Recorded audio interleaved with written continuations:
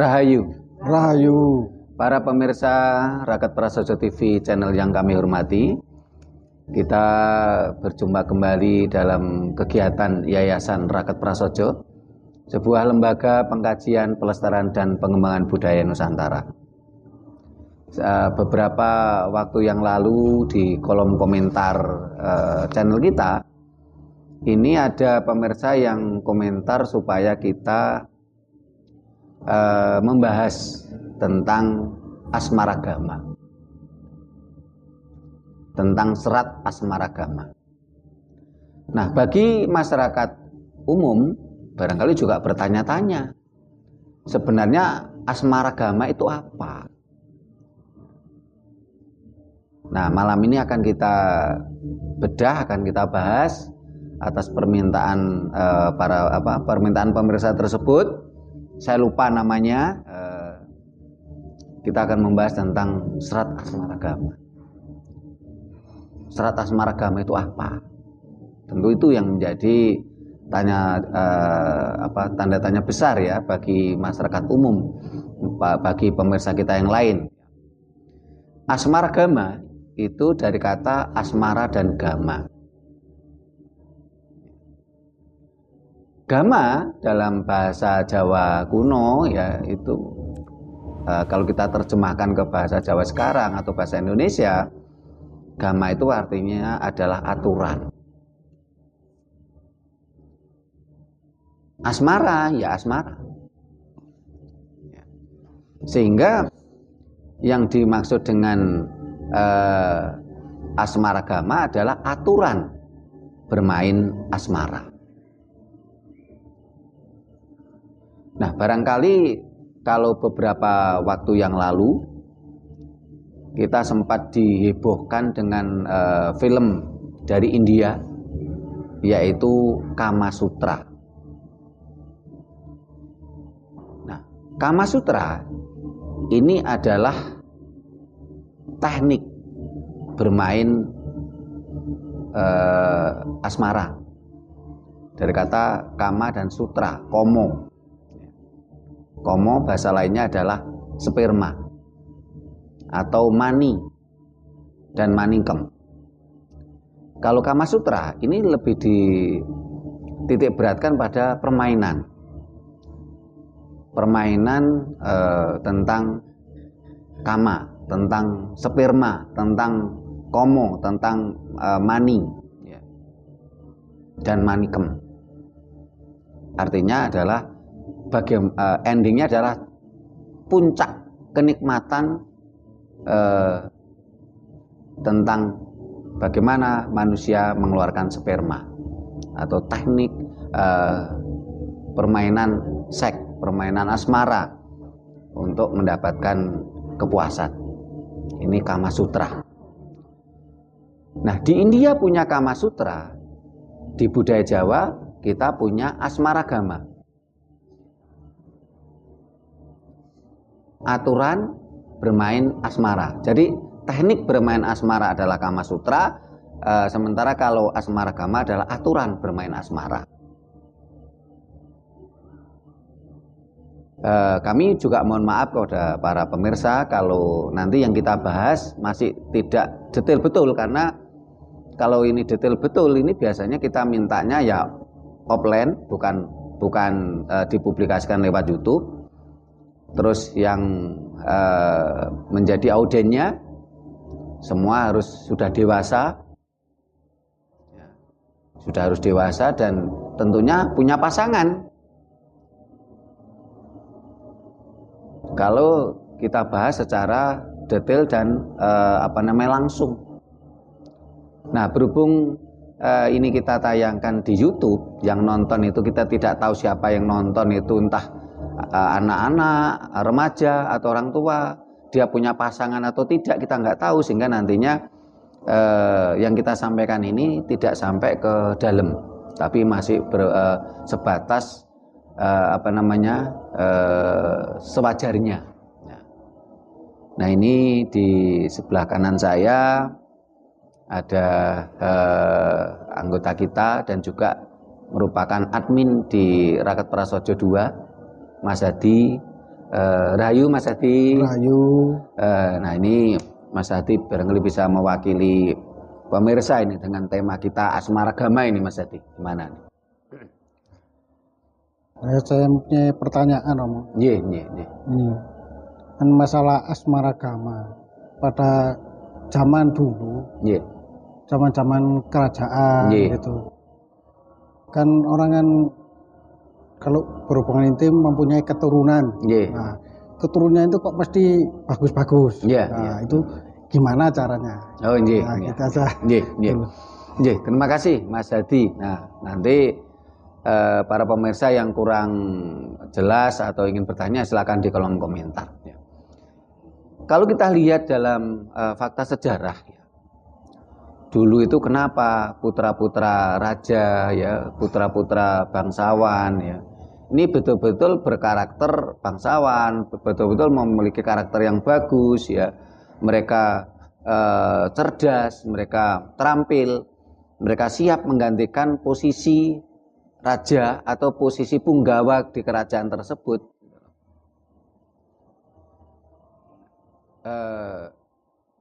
Tetapi di dalam sejarah juga ada dicatatkan ada salah satu putra raja yang tidak kompetensinya juga tidak bagus juga ada. Inilah yang dari merupakan misteri para raja, sehingga inilah yang namanya memakai ilmu asmaragama. Jadi seorang raja ini ketika melakukan hubungan seks dengan istrinya, terutama dengan permaisuri, ini memakai aturan asmaragama. Kalau raja tadi melakukan hubungan seks dengan permaisuri. Tetapi kalau seorang raja tadi melakukan hubungan seks saresmi dengan istri yang selain permaisuri, ini cenderung seringkali raja tadi memiliki titik lemah juga, yaitu yang mengutamakan kenikmatan atau kepuasan. Tapi kalau berhubungan seks dengan permaisuri ini memakai ilmu aturan asmaragama. Itulah sebabnya kalau kita lihat di fakta sejarah, ini rata-rata putra-putra raja ini mesti cakap, cerdas, terampil, dia siap menggantikan kedudukan di kerajaan. Tentunya ini memakai aturan yang ketat Mas Hadi, jadi waktu itu, jadi tidak sembarangan. Dan yang dikejar bukan kenikmatan, bukan kepuasan kalau memakai asmaragama.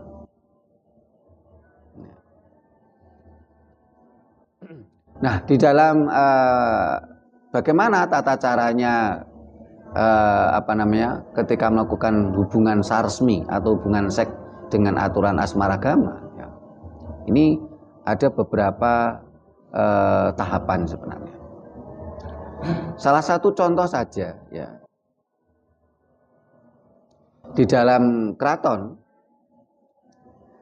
ini ada cerita, cuman nampaknya karena tadi penulisan sejarah ini kan selalu ditulis sesuai selera penguasa, sehingga ketika ada kegagalan itu seringkali, ketika ada sisi negatif maksud saya, itu seringkali tidak kalau istilah sekarang itu tidak diviralkan. Pada masa-masa keraton Mataram Islam pun akhir-akhir ini pernah terjadi putra raja yang tidak dari permaisuri, ini ada yang cacat kakinya ada, dan dia memiliki karakter negatif. Ini pernah terjadi itu, dan akhirnya menjadi sumber malapetaka tersendiri. Terus lagi cerita sebelum Islam datang. Contoh mamanya masa kerajaan Majapahit. Pada masa kerajaan Majapahit, yaitu raja pertama, Raden Wijaya. ini juga pernah punya putra yang tidak dari permaisuri. Cuman karena dia anak laki-laki tertua, akhirnya dia menjadi raja, yaitu Prabu Jayanegara atau Kalagemet. Ini juga berkarakter kurang baik. Di dalam sejarah dituliskan Prabu Jayanegara atau Kalagemet ini juga cacat.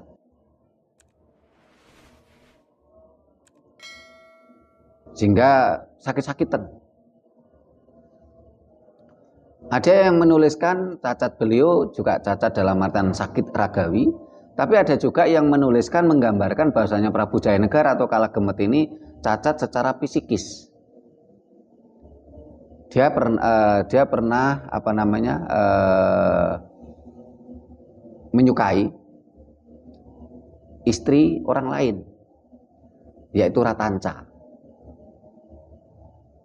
Sehingga akhirnya Ratanca ini waktu itu merupakan tabib, ini balas dendam. Akhirnya Prabu Jayanegara atau Kalagemet itu dibunuhnya. Terus akhirnya yang menggantikan raja waktu itu Majapahit diselamatkan oleh prajurit Bayangkara, yaitu Gajah Mada. Pada waktu itu Gajah Mada belum menjadi Mahapatih. Diselamatkan oleh Gajah Mada. Akhirnya Gajah Mada itu meminta kepada Dewi Gayatri untuk menjadi raja, karena pada waktu itu Raden Wijaya sudah meninggal. Yang Raden Wijaya meninggal, terus pengganti rajanya adalah Prabu Jayanegara atau Kalagemet. Waktu itu karena Raden Wijaya dengan permaisuri tidak punya anak laki-laki, dengan Tribuana Tunggadewi itu tidak punya, dengan Gayatri itu tidak punya anak laki-laki, adanya anak perempuan yaitu Tribuana Tunggadewi. Nah pada waktu itu memang kerajaan Majapahit istilahnya bisa laki-laki bisa jadi raja, perempuan pun juga bisa jadi raja. Karena konsep budaya Jawa tidak maskulin ya, tidak mengutamakan harus garis anak laki-laki. Sehingga pada waktu itu Raden Wijaya meninggal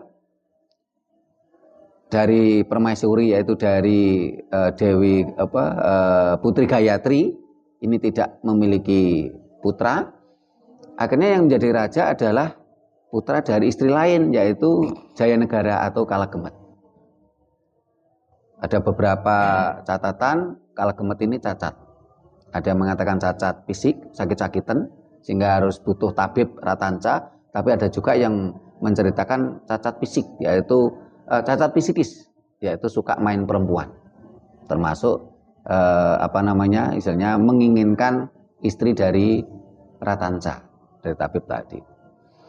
Nah setelah Prabu Jayanegara atau Kalagemet tadi dibunuh oleh Ratanca, ya, akhirnya Gajah Mada waktu itu sebagai prajurit Bayangkara, kalau sekarang barangkali pas pampres ya barangkali ya, ini membunuh Ratanca, setelah itu meminta Putri Gayatri untuk menjadi Raja Majapahit. Putri Gayatri menjadi Raja Majapahit hanya sekian waktu. Terus akhirnya yang menjadi raja adalah putrinya, yaitu Tribuana Tunggadewi. Dan di masa Raja Putri Tribuana Tunggadewi inilah Majapahit mengalami kejayaan. Majapahit mengalami kejayaan dan Mahapatihnya adalah Gajah Mada. Pada waktu itu Gajah Mada mampu menyatukan dari berbagai elemen, komponen di kerajaan Majapahit, termasuk pada waktu itu adalah Gajah Mada mengambil Aditya Warman. Aditya Warman ini adalah putra Majapahit dari istrinya yang dari Putri Dharmasraya atau dari daerah Melayu sana. Ini suatu contoh bukti sejarah. Ya. Ketika raja dengan permaisuri cenderung memakai asmaragama, menghasilkan keturunan yang baik, ya. Entah putra entah putri itu menghasilkan keturunan yang baik, cakap, ya, terampil, cerdas. Tapi ketika raja dengan ketika raja itu dengan istri yang lain kadangkala tidak memakai aturan asmaragama, ini juga memiliki keturunan. Ada yang cacat fisik, ada yang cacat psikisnya. Nah, barangkali para pemirsa juga bertanya-tanya, loh, Pak, kalau kita ingin kalau raja itu kan istrinya banyak, sehingga kalau dengan permaisuri pakai aturan asmaragama, kalau enggak dengan permaisuri tidak pakai asmaragama. Lah sementara kita ini kan istrinya cuma satu. Nah, bagaimana kita masa kita harus niru raja nikah lagi gitu. Nah, sebenarnya jawabnya sederhana. Jawabnya, kalau kita melakukan hubungan seks dengan istri kita, dan ini pengantin baru, ya, kita menginginkan menjadi putra, nanti punya keturunan gitu ya, dan istri kita tidak memakai kontrasepsi, kan kita ingin punya anak, ya pakailah asmaragama. Nah, kalau kita umpamanya kita sudah punya putra, ya, kita tidak ingin punya putra lagi lah, ya, terus istri kita pakai kontrasepsi. Nah, itu silahkan mau pakai aja teknik Kama Sutra. Kama Sutra ini kan teknik bermain asmara yang endingnya kepuasan, kenikmatan. Tapi kalau asmaragama tidak, endingnya bukan kenikmatan, bukan kepuasan, tapi endingnya adalah bagaimana kita mendapatkan keturunan yang baik. Jadi jangan khawatir Pak pemirsa kalau istrinya cuma satu. Jangan terus, oh saya mau nikah lagi, kawin lagi, nah, nanti malah rumah tangga berantakan nanti kalau dipaksakan sesuatu yang tidak semestinya. Sekarang kan kita ada alat kontrasepsi gitu. Nah, ada lagi yang mau ditanyakan Mas Hadi sebelum kita nanti menginjak ke tentang serat asmaragamanya. Nah, mengenai asmaragama ini, apa ada hari-hari tertentu atau waktu-waktu tertentu atau malam Jumat atau malam Senin untuk mendapatkan keturunan yang baik menurut budaya Jawa? Oh iya, ya, terima kasih Mas Hadi. Ini barangkali Mas Hadi ini sering baca Facebook ini. Soalnya di Facebook, di medsos sering kali, oh ini malam Jumat sunah Rasul. Ya, kita tidak ingin mencela, membuli umat Islam, tidak. Memang saat ini kan di medsos kan sering itu viral itu. Oh, ini malam Jumat sunah Rasul. Ini saya tidak ingin komentar soal itu ya. Jadi silakan yang umat Islam mau mempercayai malam Jumat adalah sunnah Rasul, ya silakan. Tidak apa-apa, silakan. Saya pun tidak ingin membahas itu. Karena ini adalah ranah kita, adalah ranah pengkajian, pelestarian dan pengembangan budaya Nusantara. Bagaimana kalau di dalam budaya Jawa? Apakah ada hari-hari tertentu? Ya, ada. Ketika kita bicara asmaragama ada hari-hari tertentu, tetapi tidak harus malam Jumat. Karena hari baik si A, si B, si C, si Z ini nggak sama. Jadi tergantung hari lahirnya pasangan tadi, suami istri tadi. Jadi nggak sama hari baiknya, karena ini fakta di lapangan loh ya. Ini apa yang disampaikan orang Jawa ini benar-benar rasional, terminalar, high logis gitu loh. Fakta di lapangan banyak kejadian, Thomas. Makanya sebagai contoh ya. Pada misalnya semua hari itu baik ya. Tetapi hari baik untuk si A, si B, si Z kan nggak sama. Banyak kejadian. Ini contohnya aja umpamanya yang di Malang kemarin ada tragedi Kanjuruhan. Ya, itu malam Minggu itu. Ya. Bagi yang kemarin itu dan keluarganya itu yang kena jadi korban itu. Ini kan hari nggak baik itu, hari apes itu. Apes. Nah, tapi bagi yang lain, ada juga yang pada hari itu ini mengalami kejayaan. Makanya dia yang kerja di proyek kontraktor, sebagai contoh, dia dapat proyek besar pada hari itu, bisa jadi. Atau ada yang pas hari itu istrinya melahirkan. Otomatis untuk yang tadi istrinya melahirkan kan hari baik, hari bahagia. Apalagi ada orang yang berumah tangga sudah sekian puluh tahun tidak punya anak. Tahu-tahu pada hari itu, Sabtu malam minggu itu, melahirkan istrinya. Ini fakta di lapangan, sehingga apa? Itu tadi, setiap hari itu baik. Tetapi hari baik untuk si A, si B, si D, si Z itu nggak sama. Begitu juga tentang bagaimana waktu-waktu kita kalau ingin melakukan hubungan seks dengan istri kita. Yang sekiranya hari baik untuk kita untuk mendapatkan keturunan yang baik. Jadi kalau di dalam budaya Jawa tidak harus malam Jumat. Tergantung hari lahir dari pasangan suami istri tadi. Beberapa waktu yang lalu sering kita sampaikan bahwasanya ketika pada hari lahir kita, ya, pada hari lahir kita ini, misalnya tubuh kita kan mengalami pelenturan, sehingga kalau tidak mengalami pelenturan, anak bayi itu tidak bisa lahir karena mohon maaf, wong dalane bayi kan cuma segitu. Ini mengalami pelenturan. Sehingga di dalam kasana budaya Jawa kalau bisa setiap hari lahir kita tuh kita diwajibkan puasa. Kita diwajibkan puasa pada hari lahir kita. Nah, pada hari kedua inilah hari jaya kita. Karena tubuh kita mengalami penguatan. Sehingga kalau kita ingin salah satu aturan di dalam asmaragama untuk mendapatkan keturunan yang baik itu adalah satu, hindari hari lahir pasangan tadi. Ya hari lahir si suami ataupun hari lahir istri. Hindari itu hari lahir. Dan yang kedua, hindari juga hari cuplak puser.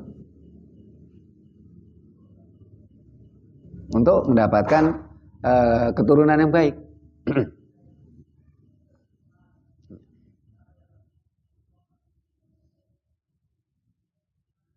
Ini hindari itu, pilihlah itu pada hari kedua dari kelahiran si suami dan hari kedua kelahiran si istri.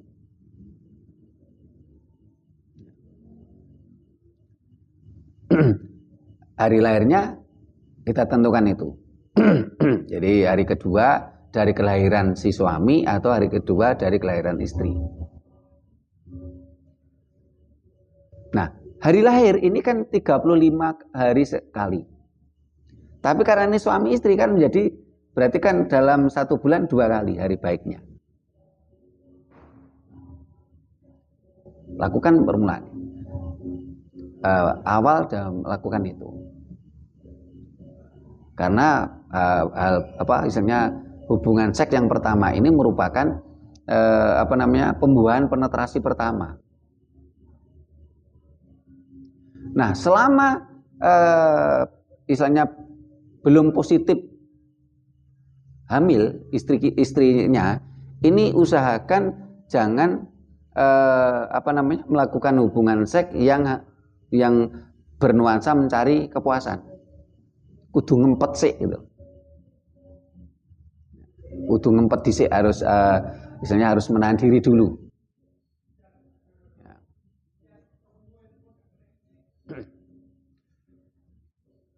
Salah satunya apa? Salah satunya adalah dalam melakukan hubungan seks tadi tidak boleh telanjang bulat, ya, karena nanti menjadikan nanti menjadikan si anak seperti tidak tahu malu. Nah, ketika mau melakukan itu harus mandi dulu ya. Misalnya posisi segar, mandi ya. Setelah itu kalau bisa ini pakai bunga ya. Kalau nggak bisa ya paling nggak pakai bau wangi-wangian. Sebelum melakukan hubungan ini kalau yang pernah saya baca itu si istri ini mencuci kaki suami dan berdoa bersama untuk tumetesing wiji sejati.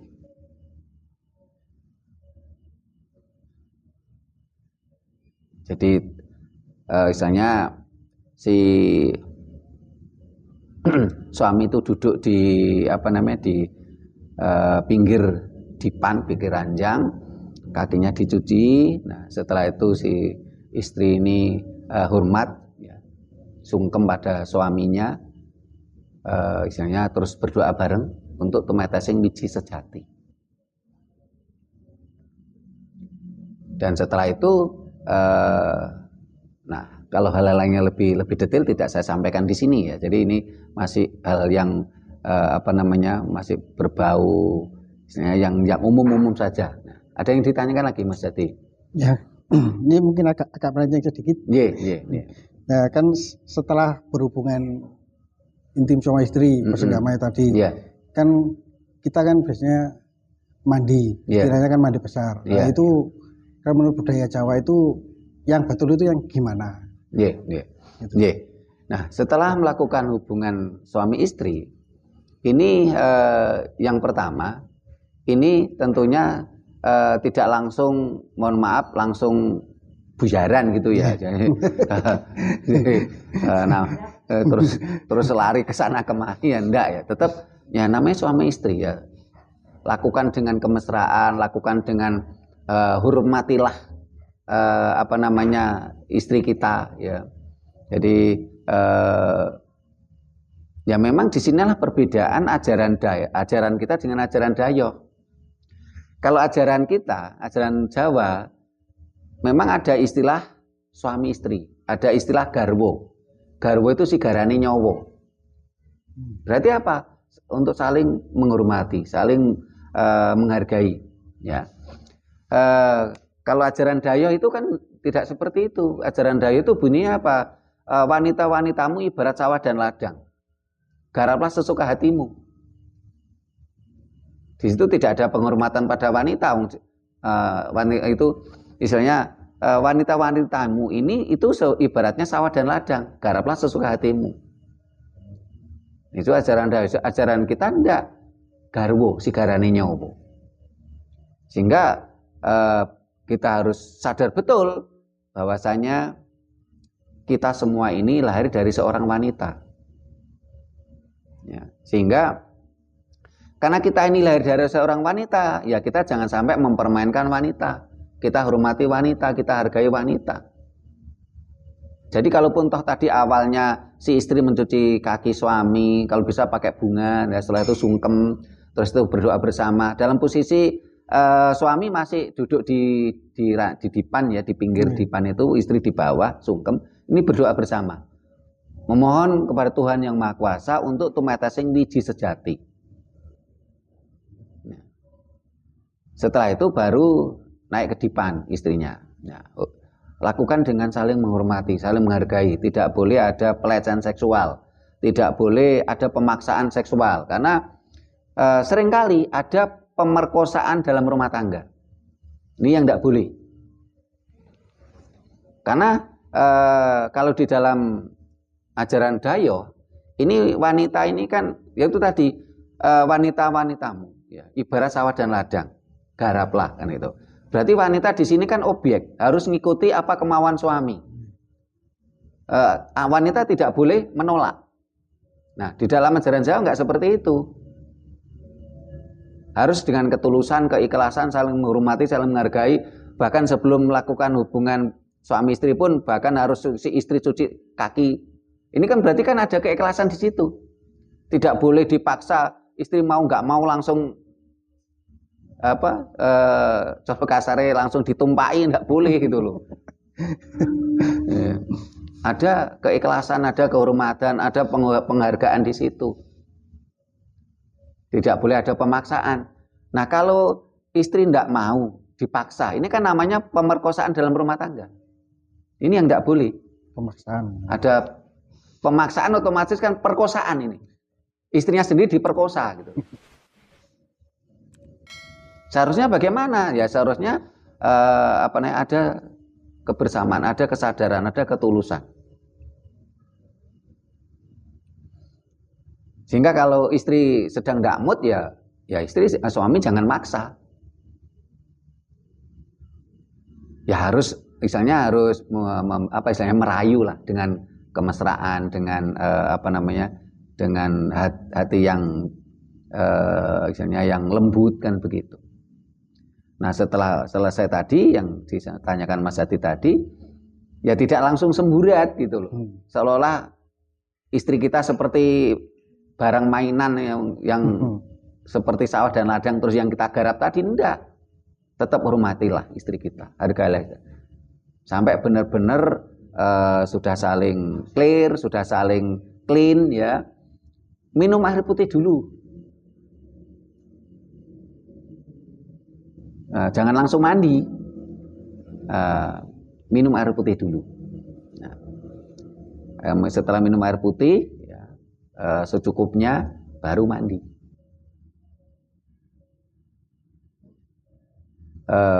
Mandinya kalau ada ya pakai bunga. Kalau zaman dulu kan raja-raja itu pakai bunga. Kalau saat ini yang kalau tidak pakai bunga ya pakai sabun wangi gitu ya. Terus ada lagi yang ditanyakan Mas Hadi ya. Itu dulu ya. Nah para pemirsa yang saya hormati, tadi yang kalau saya sampaikan kalau ingin sesuatu yang istilahnya sampai detail ya, ini tidak bisa saya sampaikan di YouTube ya, karena ini sudah nuansanya istilahnya yang mendengarkan kata-kata saya harus sudah dewasa, punya pasangan ya. Nah karena di YouTube nanti yang menyimak ini kan beragam ya, sehingga tidak saya sampaikan detail. Jadi yang perlu kita garis bawahi tadi satu ya, harinya usahakan adalah hari kedua dari hari lahir si suami atau si istri. Yang kedua, tidak boleh ada pemaksaan, tidak boleh ada perkosaan dalam rumah tangga. Jangan dipaksa. Harus dengan bagaimana Pak kalau suami sudah kepingin banget istrinya tidak mau, ya itu tadi harus ya dirayu, itu istrinya. Yang jelas itu ketika seorang laki-laki dan seorang perempuan menikah, ini yang harus kita sadari. Seorang laki-laki dan seorang perempuan menikah itu hukumnya apa? Ini kan hukumnya dengan sengaja. Apa ada menikah tidak sengaja? Menikah itu kan pasti sengaja toh. Ketika kita mau menikah kan kita harus sadar diri bahwasanya dengan sengaja kita mengikatkan diri pada tali perkawinan. Loh kita sudah sengaja kok. Ya tentunya harus siap dengan konsekuensinya gitu loh. Si perempuan juga harus siap dengan konsekuensinya. Dia sudah dengan sengaja mengikatkan diri pada tali perkawinan. Si suami juga begitu, dengan sengaja mengikatkan diri pada tali perkawinan. Nah saat ini banyak sekali yang anak-anak muda, yang menikah muda, seringkali ini belum paham di sini tentang hak dan kewajiban suami istri. Banyak sekali yang laki-laki ini ya, karena masih muda, kalau malam tuh keluyuran sama teman-temannya, lupa kalau dia sudah punya istri. Ini juga nggak boleh gitu loh. Dia main dengan teman-temannya di luar, dia malam nggak pulang, gitu, atau pulangnya larut malam. Nah, istrinya ditinggal sendiri di rumah, walaupun di situ ada orang tuanya, nggak boleh. Wong jelas kan hukumnya perkawinan tadi dengan sengaja mengikatkan diri pada tali perkawinan. Tidak ada namanya perkawinan itu nggak sengaja, semuanya sengaja. Nah si istri juga begitu. Dia harus tahu tentang hak dan kewajibannya sebagai seorang istri. Jangan sampai ketika suaminya ingin mengajak tidur, malah dia asik main HP. Ini kan juga istilahnya dia harus paham betul tentang hak dan kewajiban tadi. Hak kewajiban sebagai seorang istri, hak kewajiban sebagai seorang suami. Dan nanti kalau sudah punya anak, tambah lagi. Si pria harus paham betul hak dan kewajiban dia sebagai seorang suami dan sebagai seorang bapak. Si perempuan juga begitu. Dia harus paham betul apa kewajiban dia sebagai seorang istri dan sebagai seorang ibu. Sehingga tentunya dengan kesadaran, ketulusan, keikhlasan, tahu akan hak dan kewajiban ini tentunya tidak ada eker-ekeran gitu loh. Akhirnya tentunya akan berjalan dengan baik. Jadi yang pertama tadi hari baiknya, hari kedua hari lahir suami atau istri. Yang kedua tidak boleh ada pemerkosaan dalam rumah tangga. Harus dengan ketulusan, keikhlasan. Saling menghargai, saling menghormati. Tidak ada pelecehan seksual di situ. Tidak ada permainan yang aneh-aneh di situ, karena ini untuk bicara asmaragama, untuk mendapatkan keturunan yang baik. Tidak ada perilaku seks yang menyimpang. Dan usahakan ketika kita betul-betul ingin mendapatkan keturunan ini, suami istri pun juga harus banyak melakukan ritual-ritual. Entah di ritual petilasan leluhur, terutama leluhurnya atau tokoh-tokoh yang baik. Minta doa restunya, tumuruning wiji sejati. Terus juga melakukan, selain melakukan ritual ke petilasan leluhur, ya, juga melakukan ritual poso. Ya, ingat puasa, Mas Adi ya, bukan siam lo ya. Siam, okay. Karena puasa dan siam itu beda gitu loh. Ya. Nah, ini tadi juga tidak boleh telanjang bulat, karena tidak boleh ada permainan seks yang menyimpang tadi. Ini yang harus dipahami. Terus tidak boleh mengucapkan kata-kata yang kotor, mengucapkan kata-kata kasar ketika melakukan hubungan seks tadi. Nah, dengan cara itu ini akan menurunkan keturunan tadi apa? Yang tahu kehormatan, ya, karena saling menghormati tadi suami istri. Bicaranya selalu santun juga. Tidak boleh bicara kotor, tidak boleh bicara kasar.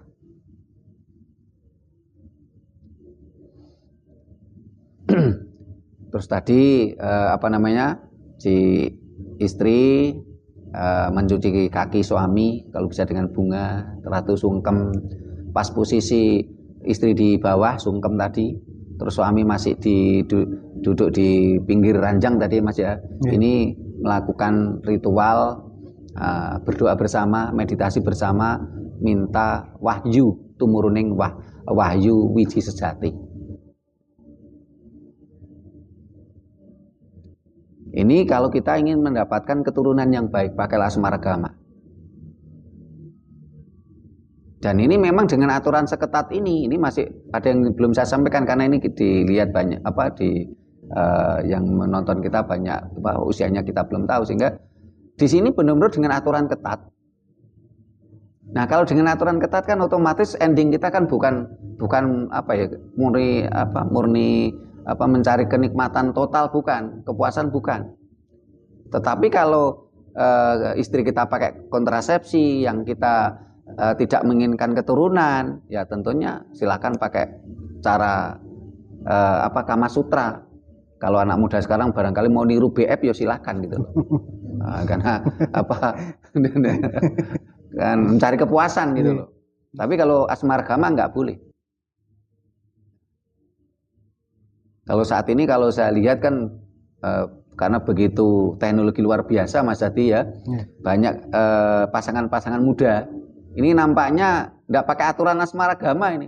Ini cenderung hanya mencari teknik kepuasan. Akhirnya anak-anaknya kalau saya lihat anak-anak sekarang ini apa ya istilahnya seperti terdegradasi tata keramanya. Kenakalan remaja seperti semakin meningkat saat ini. Kenakalan remaja meningkat, tapi di sisi lain dari sisi perilaku tadi kan sudah mulai terdegradasi. Dari sisi perilaku tidak lagi seperti dulu yang meriayeni ya, dan juga ada terdegradasi tentang tingkat kecerdasan. Tidak lagi secerdas dulu gitu loh. Cuman karena saat ini terbantu teknologi, kadangkala si anak itu sebenarnya nggak pinter-pinter amat, tapi karena ada fasilitas teknologi, akhirnya dia nggak saya masih tertolong di situ. Kalau umpamanya pada zaman dulu ya, karena belum ada fasilitas teknologi, ya ini kelihatan sekali gitu loh, terdegradasi kecerdasannya.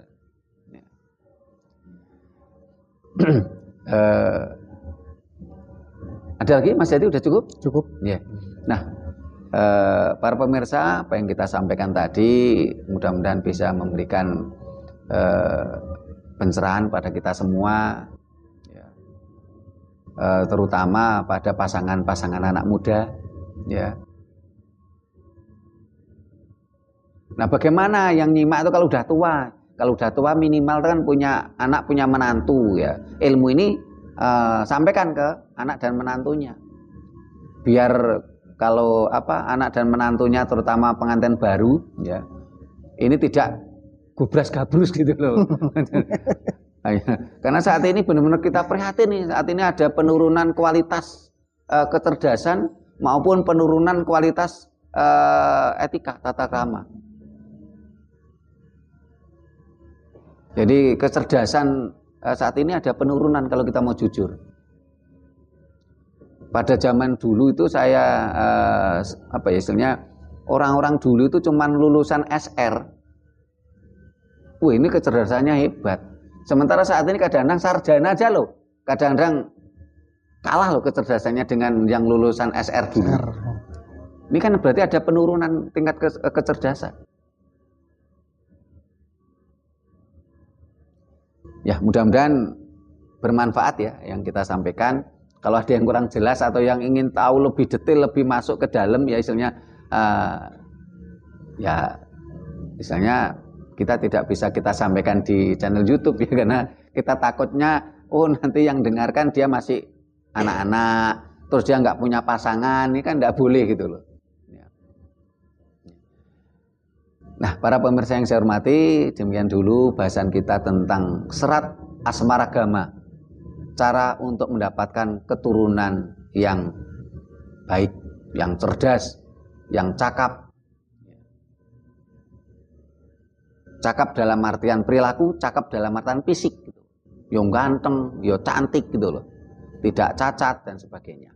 Nah, ini mudah-mudahan bisa menjadi referensi kita semua. Kenapa dulu para raja-raja dulu itu kalau punya anak dari permaisuri itu, kalau perempuan ya cantik ya kayak Tribhuwana Tunggadewi, akan menjadi raja putri Majapahit yang istilahnya itu Agung Binatoro ya, jadi yang betul-betul hebat, cerdas gitu loh. Kalau laki-laki juga hebat seperti Hayam Wuruk.